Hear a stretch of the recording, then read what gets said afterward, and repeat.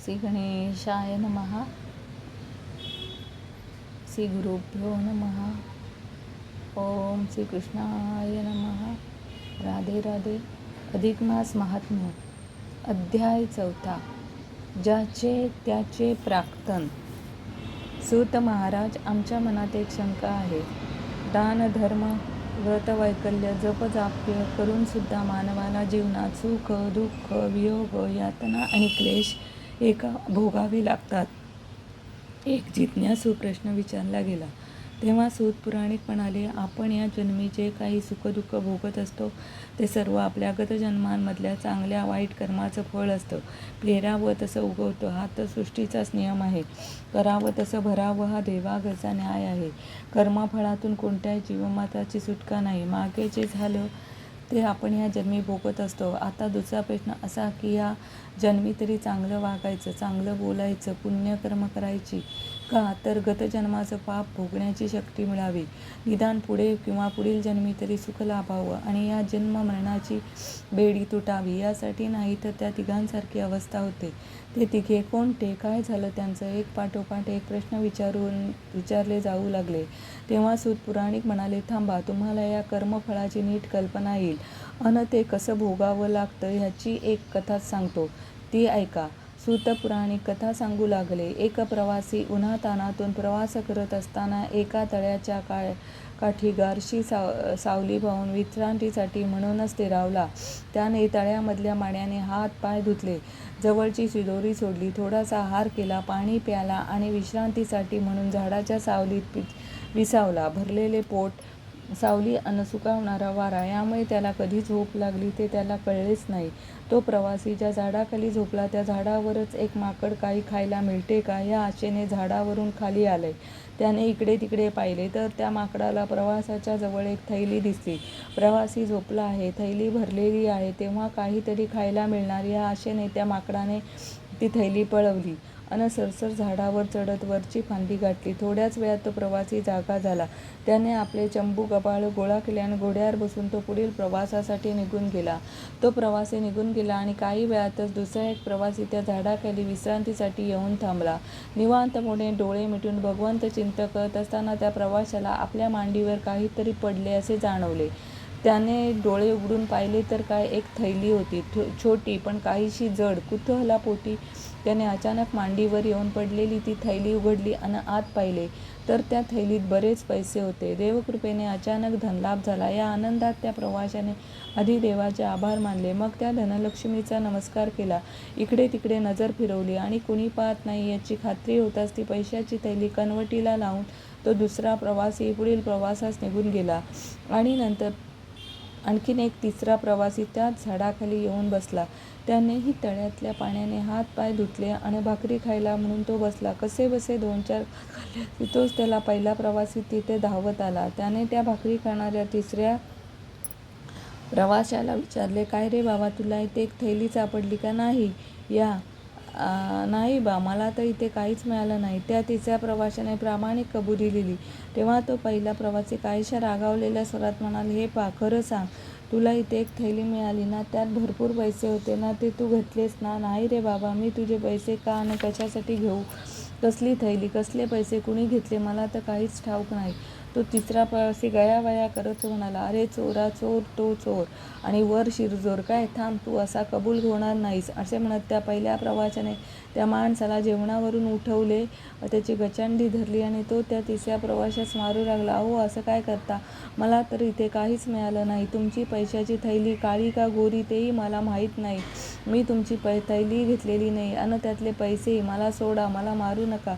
तो तिसरा प्रवासी हातापाया पडू लागला, पण त्या पहिल्या प्रवाशाला त्याची काही दयाच येईना. तो पुढे होऊन त्या तिसऱ्या प्रवाशाला गळा चावळू लागला. त्यावेळी मात्र देवा नारायणा, धाव, मला वाचव असे म्हणून तो देवाची करुणा भाकू लागला. नेमके त्याच वेळी नारद मुनी त्याच भागातून भ्रमण करत आकाशमार्गाने चालले होते. त्यांनी तो झाडावरचा प्रकार पाहिला, झाडाखालचा प्रकार पाहिला. पहिला प्रवासी मारत होता, दुसऱ्या प्रवाशाचा गळा आवळत होता, थैली मागत होता आणि तो तिसरा निरपराधी प्रवासी गयावया करत होता. तो खरे सांगत होता, तरी तो पहिला प्रवासी मात्र त्याच्यावरचा संशय घेऊन त्यालाच चोर ठरवून त्यालाच शिक्षा करत होता. तो बिचारा मात्र देवाची करुणा भागत होता, दावा करत होता, नारायणाच्या नावाने टाहो फोडत होता, तरी देव मात्र काहीही धावून येत नव्हता.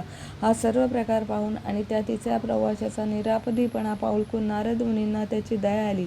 तेव्हा नारद सरळ वैकुंठात गेले आणि भगवान विष्णूंना प्रार्थना करीत म्हणाले, प्रभू, एक भक्त तुमच्या नावाने टाहो फोडतोय, तुमची बहुमत मागतोय, वाचवा वाचवा अशी तुम्हाला तो विनवणी करतोय, तरी तुम्ही असे शांत कसे?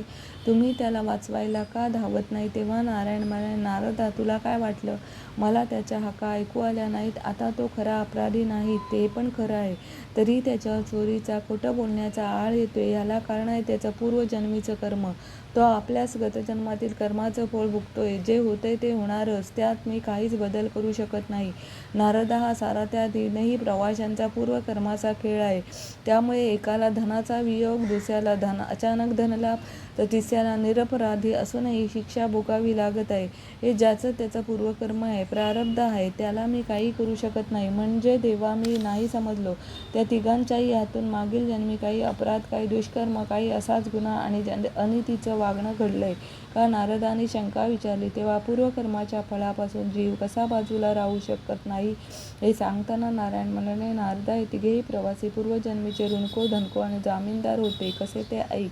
आता जो निरपराध असूनही मार खातोय तो मागच्या जन्मीचा कर्जदार आहे, ज्याला अचानक जो दुसरा प्रवासी हा मागील जन्मीचा सावकार आहे आणि पहिला प्रवासी हा त्या व्यवहारातला जामीनदार आहे.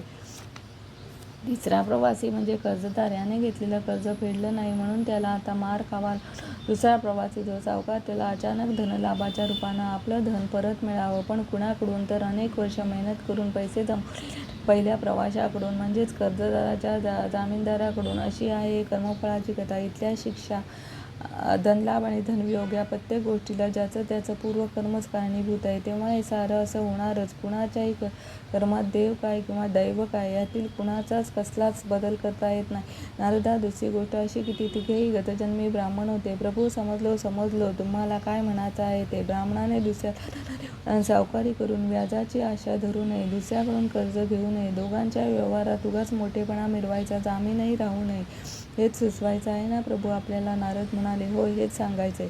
ब्राह्मण हा सदाचारी, संतुष्ट आणि समाधानी हवा. तशा ब्राह्मणाला दान दिलं तरच दान देणाऱ्याला खरं पुण्य लाभतं. यासाठीच दात्याने दान करण्यापूर्वी ज्याला दान द्यायचे तो खरेच दान घेण्यास सत्पात्र आहे की नाही याची खात्री करणे ही आवश्यक आहे. दानात अन्नदान, धनदान, वस्त्रदान, गोदान, भूदान इत्यादी अनेक गोष्टी जरी येत असल्या तरी अन्नदानासारखे दुसरे श्रेष्ठ दान नाही, हे विसरून चालणार नाही. ओम श्रीकृष्णाय नमो नमः. ओम श्रीकृष्णाय नमो नमः. ओम श्रीकृष्णाय नमो नमः. ओम श्रीकृष्णाय नमो नमः. ओम श्रीकृष्णाय नमो नमः. ओम श्रीकृष्णाय नमो नमः. ओम श्रीकृष्णाय नमो नमः. ओम श्रीकृष्णाय नमो नमः. ओम श्रीकृष्णाय नमो नमः. श्रीकृष्णार्पणमस्तु. होय. ओम श्री राधाकृष्णाय नमः. ओम राधे राधे. श्रीकृष्ण राधे देवताभ्यो नमो नमः. जय श्री राधे कृष्ण. ओम श्रीकृष्णार्पणमस्तु. शुभं भवन्तु. सर्वमंगलमांगल्ये शिवे सर्वार्थसाधके शरण्यं त्र्यंबके गौरी नारायणी नमोस्तुते. शुभं भवन्तु.